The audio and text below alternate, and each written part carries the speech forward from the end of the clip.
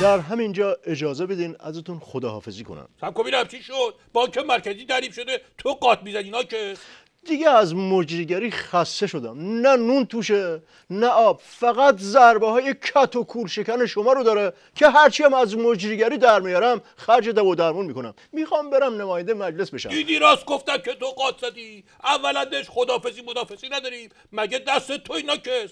اسم برنامه چهارراه استراتژیه، چهارراه مجری که نیستش. دومندش بری مثلا کاندید کدوم جناب بشی که له و لورده و در بوداغون نشی. بعد وقت بینوا اونجا همچی پاچه همدیگر میگیرن که ضربات کت و کور شکن من پیشش نوازشه. روشن شد یا یه خورده دیگه نوازش لازم داری. سومندش بلا نسبت اونجا یک شوت بازاریه که نوبت به تو نمیرسه که. مرحوم ابوی همیشه میفهمودن بزن بهادر عرض میکردم بله میفهمودن که تو محله شوت مشنگا مسابقه انجام حرکات خرکی برگزار کردن. خود خر تو مرحله مقدماتی حذف شد. حالا دیگه تو چی میگی؟ ببخشیدا بل نسبت داشت.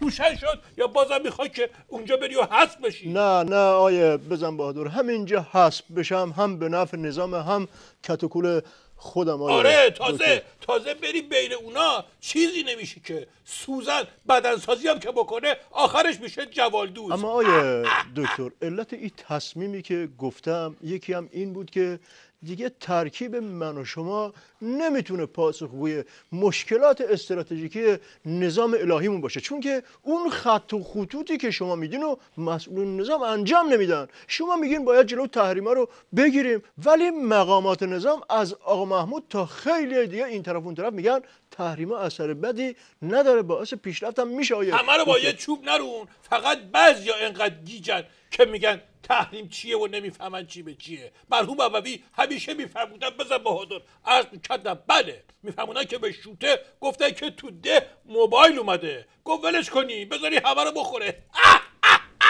این ضربه رو نزدم که نری دنبال کاندید شدن. آیه دکتر نمیخوام مته به خشخاش بذارم و زبونم لال روم به دیوار به مقام عظما خورده بگیرم، اما از منظر دیگه هم که نگاه میکنیم میبینیم که مقام عظما هم توی موضع‌گیری و سخنرانی گرانقدر و گرانسنگ خودشون همین حرفو میزنن. میگن که حتی اگه تحریم نفتی بشه برامون نفت داره، چون که نفتی که نمیفروشیم ذخیره میشه و پیش خودمون میمونه. که البته چون مقام عظما میگن درست میگن و من و شما باید بگیم که درسته، اما ناظران داخلی بین المللی زیادی هستن که این حرفا موضع‌گیری رو کشک میدونن و حتی گستاخی رو به اونجا میرسونن که میگن زر مفته. اون که بله این علامت دید عمیق و استراتژیکی مقام عظماست. خب مشخصه که هر چی رو که نفروشی داری دیگه، نفت دست خودمون میمونه. حالا تحریم کنن چه بهتر، نفتمون بیشتر دست خودمون میمونه. مرحوم ابوی همیشه میفهمودن بزن بهادر عرض میکردم بله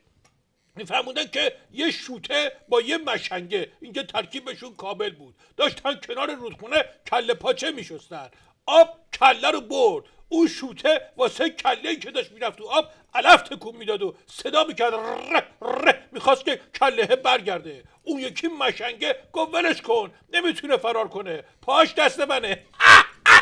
روشن شد یا همچین بزنم که تا بیفتی دور رودخونه همراه آیه دکتر شما انگار حالیتون نیست که اینطوری دارین میخندین. نظام رو آبه، یه طرف انتخابات که نذاشتین تو شرکت کنم، یه طرف تحریم بانک مرکزی و دلار 1800 تومان، از همه مهمتر جنگ تنگه هرمز هم که تو راه.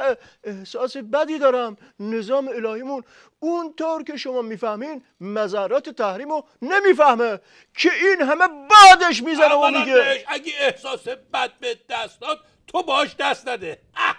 دومندش من به لحاظ استراتژیکی میخوام بگم که به بعضیا نمیشه گفت وقتی که حرف میزنین از این چیزا بگین از اون چیزا نگین، باید بهشون گفت شما اصلا حرف نزنین. مرحوم ابوی همیشه میفهمودن بزن بهادر عرض میکردم بله میفهمونن سیگاریه. گفت وقتی مضرات سیگار رو تو مجله خوندم خیلی ترسیدم، انقدر ترسیدم که قسم خوردم دیگه مجله نخونم.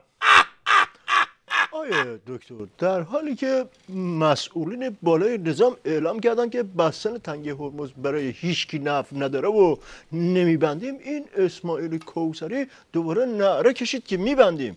این حرف مسئولین رو نمیفهمه یا خودشو به مفهمی زده؟ خودشو به نفهمی میزنه چیه قربونت برم؟ طرف خب نمیفهمه دیگه. مرحوم ابوی همیشه میفهمودن. بزن بهادر عرض میکردم بله، میفهمودن که از یه مشنگی عین همین اکو اسماعیل کوثری پرسیدن که اسب سفید رستم چه رنگی بود و مال کی بود. برای که خوب بفهمه دوباره براش تکرار کردن اسب سفید رستم چه رنگی بود و مال کی بود. یه خود فکر کرد، جواب داد فکر کنم مشکی بود و مال زورو بود.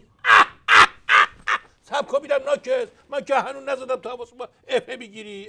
میخوام بهت بگم که حرفایی که این داره میزنه ته مونده حرفای قبلیه، حرف جدید نیست. دیر فهمیده. دیدی بعضیا شامپو میخرن یه هفته این شامپو رو تموم میکنن، ولی اون ته مونده چون که با آب قاطی میکنن تا یک ماه استفاده میکنن. آیا دکتر شما که میگی این حرف قبلی بود، حرف قبلی که پیش خود مقام عظماست، خود مقام عظما باید بگن اصل شامپو دست خود مقام عظما. اختیار داری. اتفاقا همون اصل شامپو مشکل پیدا کرده که این زیر میرا از این صداها ازش در میاد. میخوام بهت بگم که مرحوم ابوی همیشه میفهمودن.